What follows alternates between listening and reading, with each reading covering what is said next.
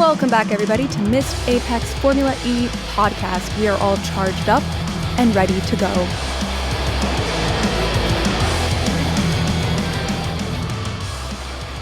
Welcome back indeed, because it is a new season. Season 11 has begun, and in what a spectacular fashion. I don't think I would be able to write down every single thing that happened this race. In fact, I think I'd have to rewatch it 3 or 4 times in order to get every single last minute detail. But thankfully, we're not going to talk about absolutely everything, just sort of what we feel like. And joining us for this chaotic, vibes-only show, we have, but of course, Chris Stevens. How are you doing today, Chris?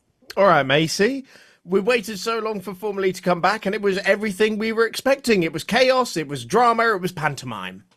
It was everything and a slice of cake. Absolutely fabulous. And of course, we have, because he could not be kept away, Spanners.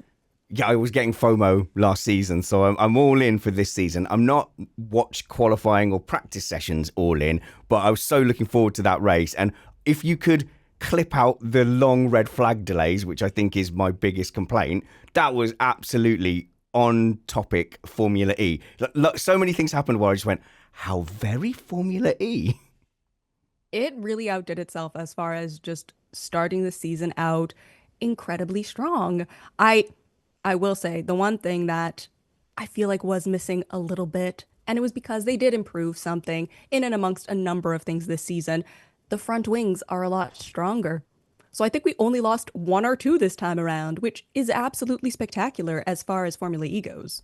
But Wemmy's was wobbling, wasn't it? It was threatening to come off. But even in that final bit, there was a shot in the background. I don't think it was ever addressed in the broadcast, but just a front wing just flew up in the air and then sort of just scattered around. And the amount of times they just kept going over debris, I think they seemed pretty chill with it. Like, debris happens, let's just let the cars sweep it up. That's on you guys. Well, it's the same race control team from the Qatar Grand Prix, obviously, to allow that to continue. It really did feel like the drivers they're not used, I think, to their front wings not breaking just yet. And so when they feel it wobbling, especially with Buemi, you could tell he was like, is it going to fall? Is it going to fall? They just don't know at this point yet how indestructible these wings are. And I think as they figure it out and the feel of it from them being in the car, we're about to get, I think, even more wheel to wheel, a little bit more punchy, even than what we saw today, just from them getting used to that. It's a weapon now. Indeed it is. Well, you know what's funny? What's funny was, I think it was a few years ago, they brought in a weaker front wing to stop people. This was when the rear tyres were exposed on the Gen 2 car, because you used to get people nudging each other and giving each other punctures. So we've kind of gone full circle from having a sturdy front end that broke cars to wanting a weaker front wing, and now back to sturdier front ends that you can just nice nerf people off with. It's all about flip people over, in fact. Flip people over, yeah, like wedge underneath them. It's all about the soul of Formula E, isn't it? And what they want to be as a race series. I think, like in season 1, 2, we went, is it open wheel racing? Because the wings could kind of drop off and you'd go, oh, and they're still continuing. It was almost like they were for show. Certainly the rear wing used to be entirely for show. So you kind of go, right. 100%. Yeah. So you kind of go, right, sure. What do they? Is it just that they want to be a single-seater thing, like we're the electric Formula One, or would they be better off just going, do you know what, let's just close the cockpit? I mean, they're pretty open wheel now, aren't they? Yeah. Yeah, pretty out in the open. Lots of great changes coming in this season. And one of the big things that made this race so exciting was, of course, the addition of the all-wheel drive, which... Amazing. Goodness gracious, going through attack mode, it really now is like Mario Kart. Like 100%. It just makes them go so quickly past everybody. Sorry, it makes them go what? That's pretty good. No, you need the little like Mario Kart noise every time you get the little speed boost. But it's funny because attack mode was rather sort of incorrectly named for what it ended up becoming, which was a bit of an inconvenience to the teams and drivers to have to take. It used to be, how do we lose as little time as possible, having to bother with this, the loop, and then trying to conserve the power and the energy while using the extra speed. Whereas with the all-wheel drive now, that is just not an option anymore. It's too overpowered to even think about that. Attack mode is now actually attack mode. Are we attacking attack mode? I have, No, I have I mean, opinions. you know me. I'm not a fan of DRS, right? I'm not a fan of like overtake button, free overtake stuff, and it did feel like that was the case. But when it comes to pack racing, I feel like it has more of a place, and Formula E is obviously very reliant on that now. And actually, what it ended up doing was you got sort of this accordion effect where teams and drivers were using the attack mode, they would stretch out a little bit and break away from the pack while they had this ridiculous 2 second a lap pace advantage. And then when it came back out and other people took the attack mode, it would string back up again, which I kind of like. Okay, so so you're a fan. Okay, but it's definitely Look, there's pros and cons to it, Spanners. Yeah. You can't make me do an internet thing of saying I absolutely love it or I absolutely hate it. I absolutely love it. It was so when we were speaking in the preview and we were going, I wonder if it's going to have any kind of effect. Will we really notice it? It's really cooked. Like there's a massive, massive effect here, and it's completely reshaped the racing in Formula E. So I prefer that massively over any peloton racing. So 100%. I mean, I will take that over peloton racing. The attack mode is attack. And you go, right, if you want to be picky now, because I always say, if you're going to innovate, and I will support that. And Formula E is so good at innovating and trying stuff and being brave. This is great. So now if you want some feedback on the great thing you tried that has had an effect and is a step in the right direction, then we go, okay, we don't like DRS. So think of all the reasons you don't like DRS. Is it because it makes the overtakes uncompetitive at times? I've always said with DRS and F1, have it cut off suddenly and dramatically the second you get an overlap, and then you've still got to do the real overtake. Here, it didn't just give an advantage down the straight to help you overtake. It made it multi-class temporarily. So you temporarily were in a much faster vehicle, and ultimately, actually, the overtakes weren't satisfying because they were just breezing by. Yeah, so because you also have that additional grip with the front powertrain being activated, you're gaining massively out of the corners as well, which is why it ended up being so much more powerful in terms of the overall lap time, right? Oh, can I just say, as another thing from the preview show when we were talking about what would happen out of the corner, the front wheels start dragging you, and you could see it. It was behaving like a front wheel drive car almost, because you could see them pin it early, and no matter how squirrely the back end wanted to get, it was being dragged by the front wheels. So massive effect out of the corners. So what you said there, Span, and in like that DRS effect, where even the commentators were saying there's no defense to it. The drivers are just like, what is the point in defending? There's nothing I can do to stop them. And that is the element that I don't like. If there's just some way that we can find some sort of happy medium where it becomes an overtaking device, but is not so overpowered that the drivers are just like, well, may as well wave them through. Because again, what we've ended up with is a load of unmemorable racing. No one's gonna go, oh god, remember that sick move that someone did in that race? No, but the one from last year, Bird ran the outside last lap. That's the one we're talking about, and that had nothing to do with attack mode or anything. Did it do it for you, Macy? It sort of did. You see a lot of potential in it, and just like you said, it's something that now needs to be fine-tuned. And part of it is going to happen pretty immediately because teams are going to start strategizing differently. They're going to recognize, okay, if somebody else is taking attack mode and I don't want to give up these positions and I want to be competitive with them, I need to also take attack mode. So it's going to, I think, become a bit more like the pit stop strategies potentially of what game of chicken are we playing? Overcutting, undercutting almost type of a thing. And the other thing is, are they going to try now and change up the timing that they do? Is it still going to be available for a full 6 minutes? Or do you switch it up that you're gaining so much of an advantage? No, you can only take it in 2-minute increments or some other variation. Yeah, like you use it 4 times for 2 minutes, for example, because they're still it's dead set on this 8-minute rule, aren't they? What we've seen in this race particularly was using it later was the benefit. Even before the red flags, you had Ollie Rowland in a really, really strong position where he was still up there in sort of second place and within striking distance of the leader when he took his second attack mode, and then had all that time to go and chase after the lead, which he then eventually took right before we went to red flag. And of course, the red flag then played wonders for Jaguar and for McLaren, who still had an attack mode left, and suddenly they were all bunched up again. So what do we think then about the fact that it's so powerful now that it's not just an inconvenience if you lose out because of the safety car or because of a red flag? It is like almost race ending. So Roland, even before the penalty, just had no chance. His whole strategy was blown away. Do we just say, okay, tough luck, it's up to you now to find the right perfect place to use your, you got to think, oh, well, I can't use it early on because there's bound to be a smash. I can't use it after a restart because there might be an accident. I mean, this is Formula E. If it was another race car series that was less carnage prone and didn't jam in single-seater cars with carbon fiber hanging off everywhere around street circuits with walls and cones and everything, then maybe. But safety cars and red flags are an inherent part of Formula E. Yeah, it's just luck of the draw, isn't it?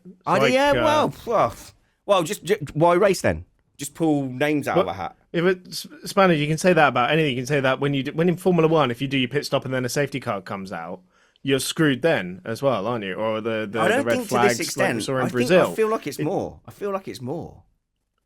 Like Roland's if you've got a 6-minute deployment of this, that's your huge weapon for the entire race, where you can literally go from the mid-pack to P1, and a safety car means you lose that entire opportunity. You're effectively out of the race completely if you lose your 6-minute thing. Yeah, that's what happens sometimes. I don't know. It is.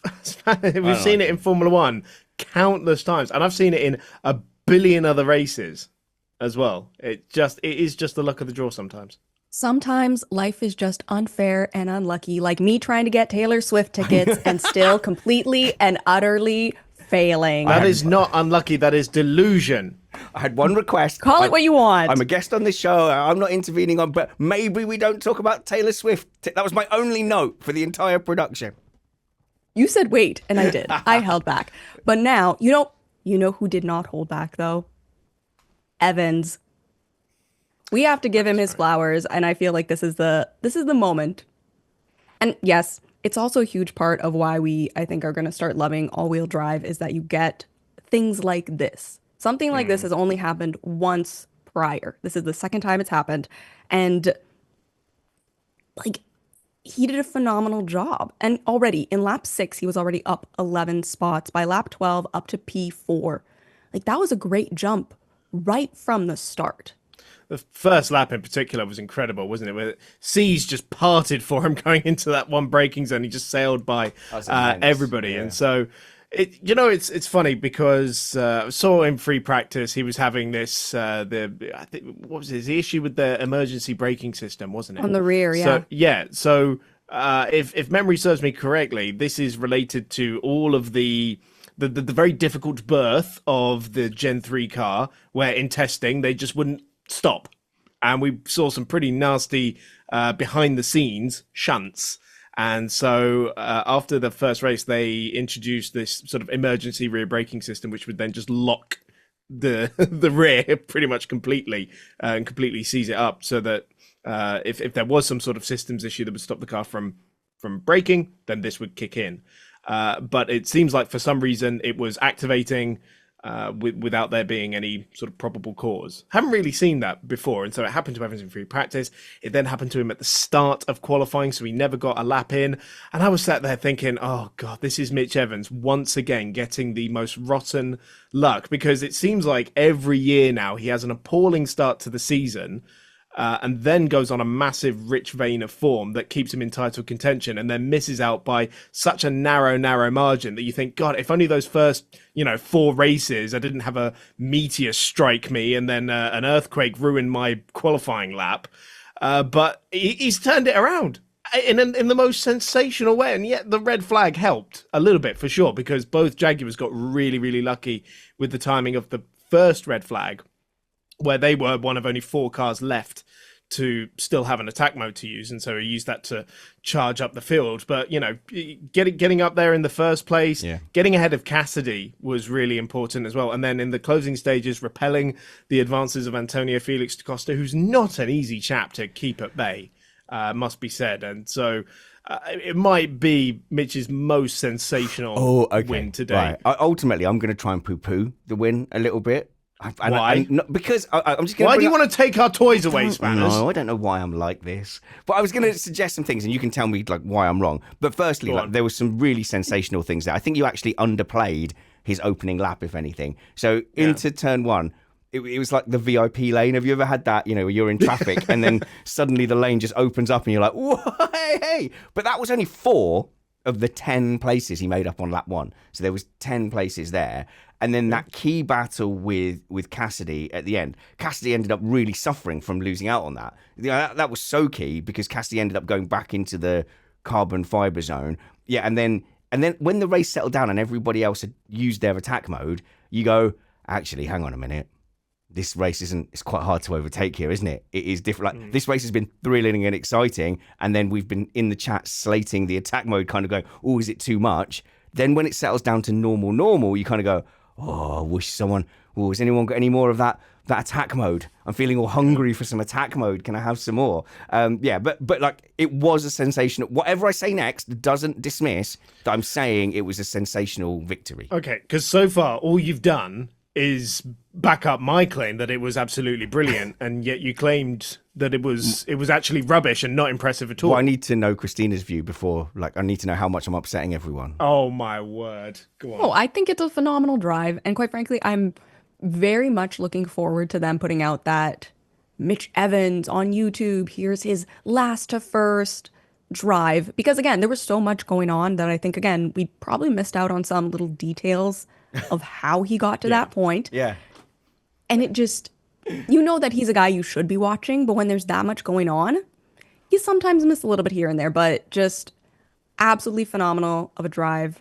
The little bits and highlights that we already know about, phenomenal. And his radio message at the end was just... Oh, what was it? I missed it. So joyful. Oh, the only part I heard was just him hooting and hollering and like absolutely blowing out the mic. But it was fantastic. I do like it when people are actually happy about a win. But Jaguar were the best team, I feel like, last season. Well, but it's when I'm not saying best car. I'm saying like you include all the people and the strategy and the both the drivers combined and the way they work together.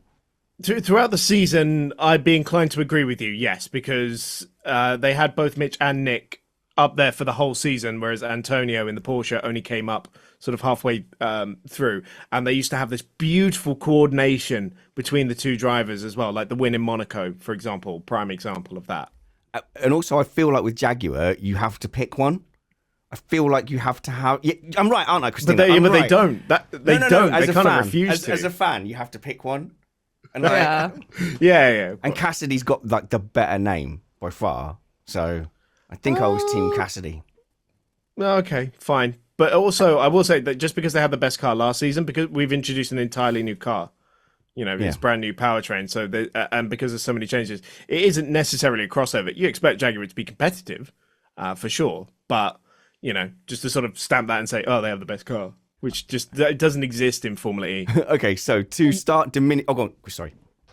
The one thing I dislike about their car, and it kind of hit me like a ton of bricks watching them drive side by side from a rear view angle, they kind of look like a Cybertruck. What? Because of their livery, when you look from the back, they kind of look like Cybertrucks. Well, the Jaguar. And yes. Because of their livery being slightly silver and the car being slightly angular and square-ish, it looks like a Cybertruck sometimes, and it made me unpleasant slightly. Which is a good thing because we're all I think are we not all Musk fans here? I think just from a business point of view, I think go Cybertruck. Not sponsored by Cybertruck. No. I'm going to start poo-pooing the victory. Chris, go on, get on with it. First off, you said they got lucky on the red flag. So address that one. So it's luck. Right. It's not just luck. I also listed off all the things he did incredibly. Yeah. Okay, then. How about this then? They had the best car, so it doesn't. Yeah, but they did. They just it doesn't exist in Formula E spanners. It just doesn't. So he didn't qualify well, but given how powerful No, that no, car no. He is, didn't qualify. Well, he didn't qualify He didn't get at to qualify all at because all. of the car's reliability. But this is now in Formula E, a formula where you can overtake. Like there is no Yes. restrictions on overtaking now with this attack mode. You can basically breeze past. It's not like last to first in a go-kart race, for example. Right. Fair enough. Oh, everyone looks so upset at me. Okay, I will give in slightly because it is true. At this moment in time, we don't know how different each and every race is going to look like because of attack mode, and it's entirely possible that now we do regularly start seeing last to first, or even not last to first, but back of the grid to the front of the grid NASCAR, victories. innit? So at this moment in time, you know what? Yes, it is incredibly exciting. It's incredibly cool to see, especially because he was just having a good, then bad, then good weekend again. That narrative will still stand, but we'll see. We'll see how much this drive survives the test of time. I like And the that. journey that attack mode is now on. I've only got 8 more, but okay. Right. No, but wait till every other race won from pole position. Yeah, Roland should have won the race. But have you ever seen that meme where there's a lightning strike and there's 6 lightning bolts into the sea, and the caption is like, screw these 6 fish in particular. It's like the FE gods just were kept throwing bolts at Roland. So Roland had the penalty for the thingy, and he had the Nissan issue, and then he had the attack mode taken away from him. Like this was Ollie Roland's race to win. Sorry, I love you call it the Nissan issue because it's just Nissan things again. So right, no, Get a okay. custom So, graphic for that. Are they the Renault Roland- of Formula E? well, they are the same group. Oh So- my god, of course. Wow. Well, Remember that team used to be Renault. I feel like I accidentally said the right thing there without even knowing it. No, okay. So Roland probably should have won that race, bar everything. Barnard probably could have won that race. He had so much more energy at the end of the race, but again, that was So helped they got by the red flag. penalties as well. So every single Nissan powered car got Wow. to drive through And penalty who are for they? Who are they? overpower. So it's the McLarens, Bird and Barnard, who finished fourth and third respectively. The B&B. The B&B, right? Yeah. Is that what we're calling them? The B&B? Double I like well- it. I think so. the double N, Norman Nato in the Nissan, and Ollie Rowland. But for some reason, like Rowland's came through way later, so I don't know whether they had. It was actually 2 separate things, 2 separate incidents of overpowering at different moments in the race. But Okay, and one more question, Your Honour, to the witness. One more question. So 6 Formula E cars in that race had penalties for power unit issues. 4. Four. Okay, and how many retired from incidents? Oh God, 5 or 6. 5 or 6. So I Franz just- didn't start, and then Hughes and Muller. Verline was out. Muller and the other one, Yeah, Gunter. penalties for 4 cars. All I'm saying is there was and the fact that you've got a very easy formula to overtake in now. I'm just but saying Spanners- it's not as Spanners, you can't say that because they didn't finish, it doesn't matter because he was already ahead of all of them when they crashed out of the race. That's actually a good argument. Okay, cool. Yeah, apart yeah. from But they could have France. overtaken. They could have overtaken. Oh my God! Why they- are you if they trying to still had ruin attack this mode. great thing? I don't know. All I'm saying, let's just put all the factors out. That's what I'm saying. Like, it obviously is a great win, and he had the edge over Cassidy as well, and made crucial racing choices and decisions. So I don't know why I feel the need to ruin it. Spanners, I think your heart needs to grow 3 times this Christmas. I just pulled the wings off a butterfly, didn't I? Like, what am I doing? Yeah. Oh my gosh. Just killing fairies left, right, and center. I don't Anyway. believe in fairies. The horror! 8 fairies just died because you said that. Unbelievable. I I'm gonna know. go ring a bell for a couple. I keep one on hand exactly for this at the holidays. Giving out wings left, right, and center. Formula E, Oh. But yes, Evans flew. Barnard did a phenomenal job. For a rookie, even. Like, that was I mean, he's only sort of a rookie. He's mostly still a rookie. He's done 3 races. We can call him a rookie. Yeah, I'm We happy with can. rookie. Happy with rookie. The broadcast just kept loving to say he's mostly a rookie. First full season, not completely. They really harped on that one, and apparently it's a very critical piece of information for people to know. Well, it's different from saying like debutante, isn't it? Oh, the debutante. I He's not going really- to the ball anymore. I really sensed some tension from Sam Bird over this. I think Barnard overtook, and there was meant to be some kind of holding station order. Barnard went by. During the last red flag, it really seemed like the team was trying to calm Sam Bird down, and they were saying, well, do the best thing for... We'll talk about it later. We'll do the best thing for the team now. See, I don't know about the red flag, but obviously Taylor had way more energy than Sam, so it made complete sense to let him go ahead. And then when they got back going again, he definitely said, tell him he can go. I'm not going to, as in I'm not going to attack him. Wow. Let him go for it. That's the most But, do you know- generous interpretation of that. I took that as, if he's going to go, he'd better get on with it. And if not, I'm under pressure from behind. So I might have no choice but to overtake.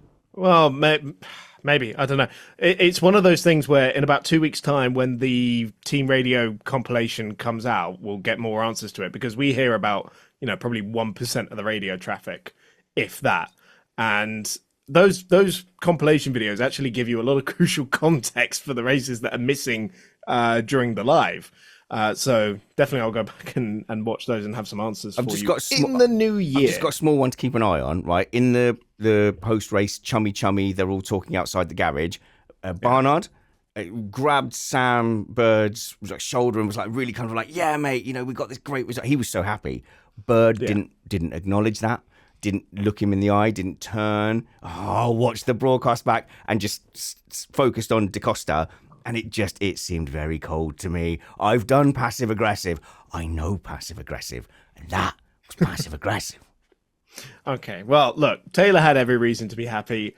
Rookie season, his first Formula E podium from 19th on the grid, plus a drive-through, which I think in a way ironically helps them, because both he and Bird had way more energy than the rest of the field, and Barnard had even more than Sam. And so obviously again the red flag helped a little bit, because it brought them back into contention with a huge energy advantage, plus they still had an attack mode to take as well, so they were just as a pair sort of romping up the order. And I genuinely thought Taylor was going to win that race, because he had so much energy over the rest of the field in the end. But it ended up the time or the distance left to cover in the race, it wasn't so critical for so Evans and DaCosta ahead to make enough of a difference. Absolutely Brilliant to see. I also just admire how calm and collected he essentially stayed with it was a race with everything in the kitchen sink. And it feels like teams probably had to reassess their strategies a multitude of times. So for this to be the first race that he's a full-timer in, for this to be his first podium, just being able to go with the flow and having all these different things thrown at him, gold star for that, absolutely. I'm really surprised no one boo-booed the energy calculations, bearing in mind we had 2 red flags, added laps from the safety car as well, sort of the melting pot required to miscalculate the amount of energy to use per lap and run out on the last lap or something like that. But no one did, and I'm quite surprised by that. And for Taylor specifically, he had in front of him the most dominant Formula E champion in the form of Antonio Felix da Costa, and the best driver to not win a Formula E World Championship ahead of him as well. So, yeah, full credit to him for bringing home that podium. Very excited to see what he does with the rest of the season. But we talked about who's had a great day today, and now who kind of didn't. Yay! Yay, The Spanner's fun favorite bit. part. I said pre-show, I said, start with the crashes. And they're like, no, Spanners, we've got to talk about the grown-up stuff first. No. But now we can go on to that. And what are we thinking? The Verline flip, I think, is kind of where we have to start, because we know he's okay. He got out of the car. He was walking around. But that one was it's not every day you see a car flip. And Yeah. it definitely didn't seem like an incident or a situation where you would expect a flip. There are some of those turns where you look at them and you go, oh, yeah, that's fast enough. If they bump, it could happen. This one was almost a perfect, flawless little pancake floop of just getting tapped at the right spot. And then all of a sudden, he was upside down. Glad everyone's okay. I don't watch motorsport for the crashes. But aren't the crashes really cool in motorsport? And watching with teenagers as well, they tend to go like nuts for the crashes in general. So you go, okay, that is part of the entertainment. There is a gladiatorial aspect to it. And, you know, like with my son, he's never seen a live event where someone was seriously hurt. So when Romain Grosjean went through the barriers in fireballs, he was just going, whoa, fireworks. And I had to stop him and go, hey, no, wait. This could be something, you know, bad. So not glamorizing the crashes in Formula E or in motorsport, but I am about to do that because we thought that all of that had happened from the left-hander, from the tight left-hander. And suddenly my son in the background, he was like, the car flipped over. There's a car flipped over. And you go, how? How from that contact, did a car end up flipping over? And it's actually a really interesting crash. So it's known to you two, apparently, from the comments in the WhatsApp group where I went, oh, I think that Gunter looks like a bit of a weapon. And you guys were like, yeah, no. Is he got that reputation then? That's exactly the word I was going to use, Banners. He has a reputation. A reputation, a certain rep. Yeah. And That's all I'll say on the matter, Your Honour. Okay, so for my 2 cents, you know, that is a big incident, a huge incident, and it's never the initial intent of what people are doing that leads to that. It was Gunter. I want to say Steiner. It was Gunter just turning in as if there was no cars at the apex, when there was in fact 2 cars at the apex. So he ended up crashing into Cassidy, whose front axle's just got completely taken out. But that wasn't obvious when you first saw it. And then there's a car on the inside as well, which was Wehrlein. That's it. So you see that incident and you go, okay, well, the upshot of that incident is actually the car is Gunter going into the wall. And you go, well, it looks like he caused that. He's in the wall, that he's done it to himself. And it's the unintended consequence later on of then Cassidy not being able to steer, but still full throttle, then going into Wehrlein. And that ended up actually being quite a big smash. Really surprisingly so as well, because it didn't look like there was tyre face to tyre face contact, which is normally how a car ends up flipping over. So somewhat confused as to how this has happened. I mean, I know we talked about Formula One cars having so much inertia these days that it's more easy to flip them over. And I don't know if that's maybe the case with Formula E. Obviously, they're very heavy at one end with all the battery and everything. Quite a big thumping battery. Significantly lighter than it was 10 years ago, of course, but still quite heavy. And you have to think about the championship implications as well, because obviously Pascal Wehrlein, reigning world champion, stuck it on pole position as well. And we were like, wow, just picking up where he's left off, right? In the hunt for the win. And suddenly his title defense has started with landing on his roof. And also, I think this has massive tactical implications as well. So if you've got now much more choice about where you're going to be, in the peloton, you sort of had that choice, but you had to worry about power saving. Now, when you use your attack mode is key. And I bet you that the attack modes are going to get done earlier. So you go, right, we need to get out of that carbon fiber zone. We need to be not in like the Gunter zone. They might even start dictating when they use their attack modes around where Max Gunter is on track.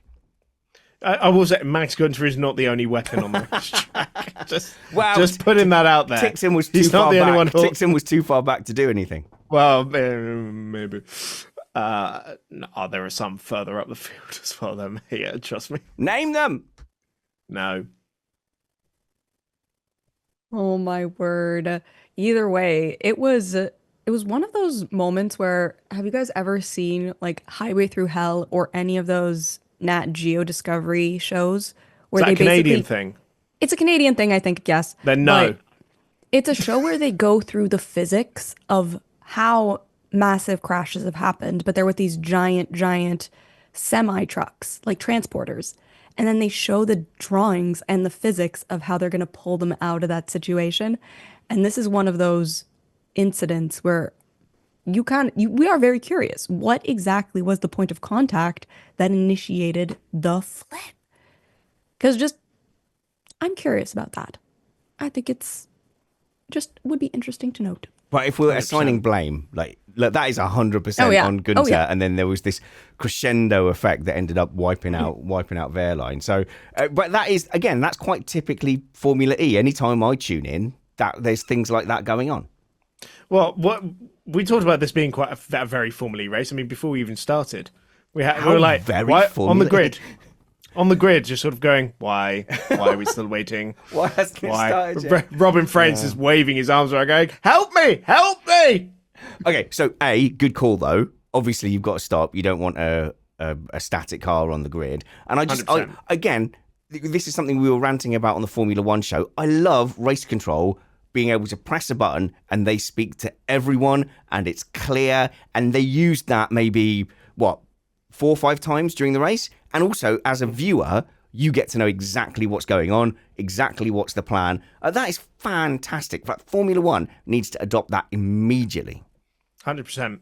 100%. And it's very well utilised in endurance and GT racing as well, that ability. Formula One's really behind the times on that kind of Oh my God, thing. we do it on our iRacing. Do you know what I mean? Like we have race control, can just come on and speak to every driver and tell them what's going on. It does feel fairly basic, doesn't it? Yeah, exactly. And important in, say, like the Jake Dennis incident, for example, where he's had to get on there and explain, I know it looks like nothing, but we have a red car on the track. And so we need to halt everything right now and get this dealt with. Are we going to argue about this one? I don't think we're going to argue. You think? It's a safety thing at the end of the day, and safety takes however long it takes. Does that mean that they shouldn't be aware of how they can optimize safety and make it as quick as possible to go from unsafe to safe? Yes, absolutely. And maybe that's a situation they might want to reevaluate and see if they can do better. But we also just didn't see really any clips of them attending to the car, which I get why they don't do that. Yeah. But I also found it disappointing to not even get replays of it because it is a really cool process of watching them bringing out all of these like hyper specific tools that they use to deal with the situation. So I just need to sort of explain the situation first. Yes. When we talk about a red car, we mean that there is an open circuit. Oh, right, okay. There is an open circuit somewhere in the car, i.e. you touch it, you close the circuit and zap, right? No. You create a link between the charge and ground, so you become an earthing stick. Exactly. Right. So there is a sort of morbid nature of being a Formula E engineer mechanic in that if you're working on the battery, there has to be a guy with a hook behind you in case you get electrocuted while working on the battery to be able to haul you away from it, right? And it's happened in testing before. No one's been electrocuted, but like, we've had the situation of red cars causing voltages in testing. I've never seen it happen mid-race and end up interrupting the race as a result of it. And I will say, Jake Dennis did a pretty cracking job to make sure that he didn't eat it. Squeaks is on the camera, by the way, if anyone. Christina's cat is now hosting the show. Yeah. I have completely lost my train of thought because Squeaks has taken it away from me. Jake Dennis did a good job avoiding everyone. Yes. So he lost his brakes. Yeah, because the car doesn't really slow down in that scenario. So he did a really good job to not take anyone with him in that instance. And again, another key championship contender who's been knocked out of, a good start to the season.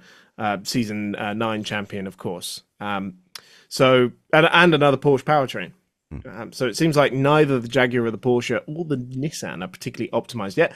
But it's the first race with a new powertrain, so of course there's going to be issues. But yeah, of course, then we get into the situation of Dennis needs to stay in that car and keep his hands as close to his body as possible until he is instructed to leave the car. Now, like, I know this is boring, so I'm going to do this as quickly as I can because I do have a little bit of an issue with this. So Chris is saying, well, it is what it is. It's going to take as long as it takes. No, it took too long. So my background in engineering, I was a repair engineer and a radar engineer, electronics background, and then later in my professional career, my job was basically what happens when things go wrong. So what happens when things need fixing? How are you going to fix it? How do you store things? How do you contingency around safety issues and stuff like that and develop solutions? So I did that in the defense industry around weapons and vehicles.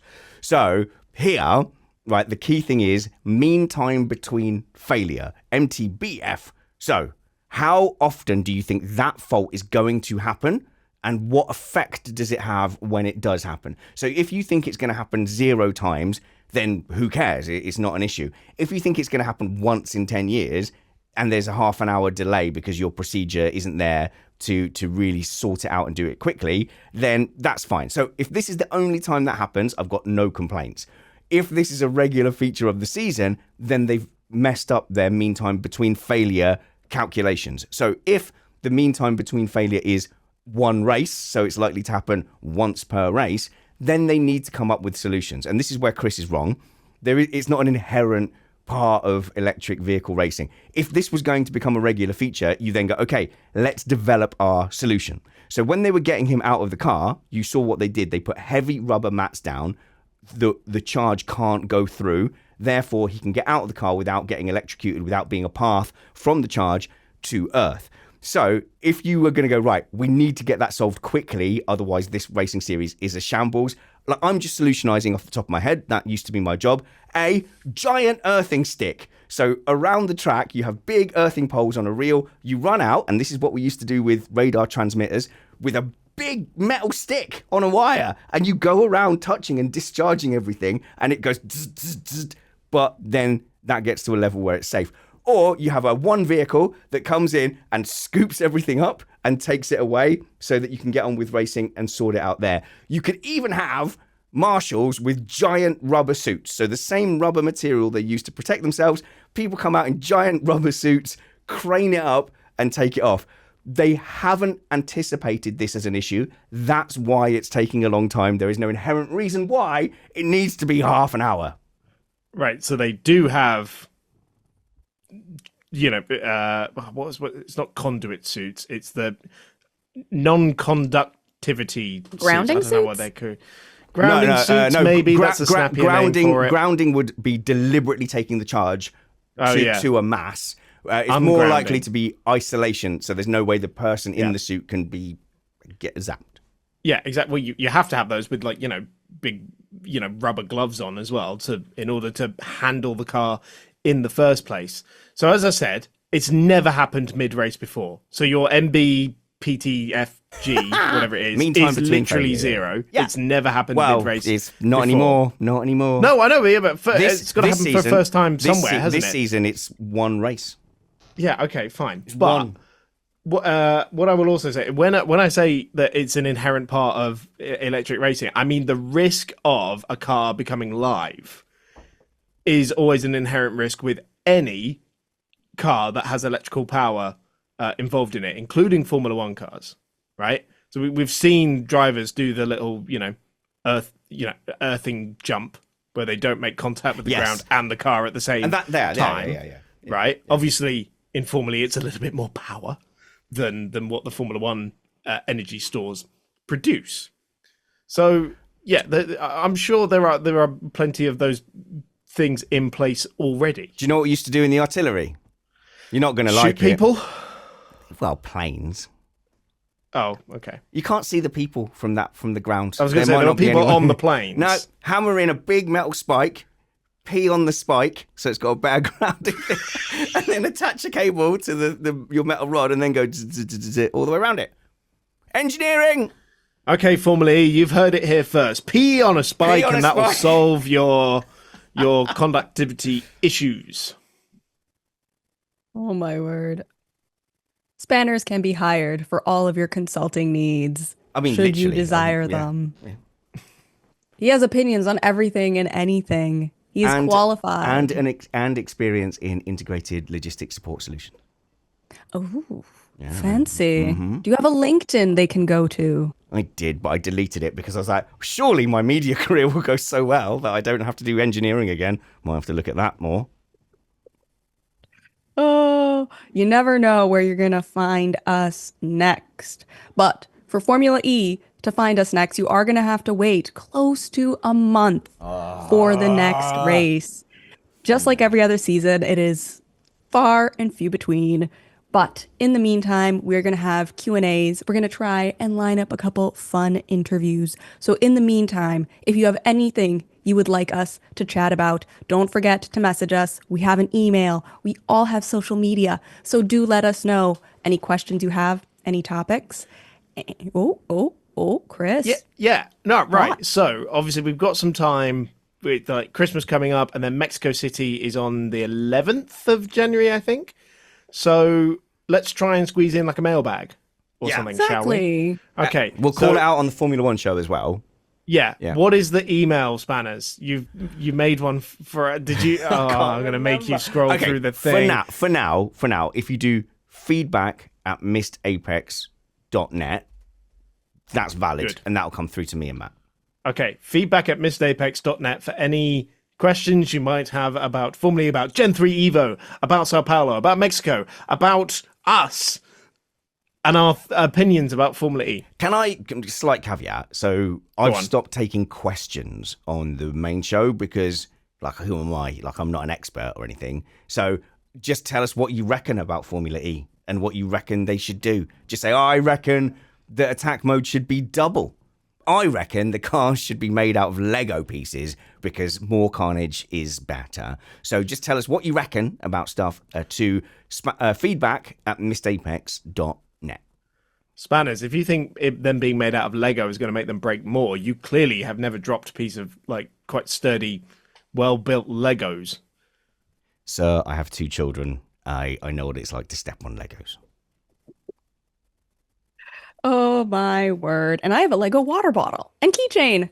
Do you? Oh yeah, I forgot that The Lego. whole Formula One thing. Oh, she Yeah. gets. Is that the only thing that's Lego about it? The lid. It looks like a Lego puck thing. That is disappointing. To the audio viewers, she is holding up a water bottle that has a bit of a Lego lid. Yes. And I absolutely love it. Well, unless there's any other burning thoughts that anybody has, I think we're going to wrap it up because we have had a phenomenal time. Boo. Maybe you got one thing. You got one thing. Of course. How I found it funny that there was a bit on TV where there's 2 cars intertwined in the wall side by side, and if you had to bet what had happened there, the last thing you would bet is that they are side by side in the wall from 2 entirely separate incidents. I found that. I found that hilarious. Forgot about that. That was Muller and Hughes. Hughes in the wall. And Yeah. for all the world, you go, well, they must have had a coming together. But actually, we had Degrassi causing the first incident up front, I think. And that was with a green car. I can't remember. Envision? Was it with it was Buemi. It would have had to been Buemi. It was Buemi. Buemi. And that is what ended up putting Hughes in the wall. And then Muller, me and my boy, we watched this like in slow motion, frame by frame. Muller just left Beckman, no room whatsoever, and just squeezed him into that inside wall. Nothing Beckman could have done there. So the architect of his own doom, and then ends up in the side of Hughes. Could you say he bent it? Don't like do Beckman? it. No, I nearly did that, and my internal Rolodex of jokes rejected that. I saw it on Blue Sky, so I had to do it. I'm on Blue Sky, by the way. Oh yeah, me too. Chris on Racing, follow me there. I always want to call it Blue Ski. Blue Sky just sounds. I don't know. I don't like the name. I like Blue Ski better. It sounds Blue silly. Sky thinking though. Well, I'm Spanners ready on Blueski, so there you go. There you go. Even more places to find us, all of which are going to be linked below. Thank you for joining us today. It has been a phenomenal time. It was a chaotic race, lots of fun things to see, and we'll be back with you soon. Have a fantastic week, everybody.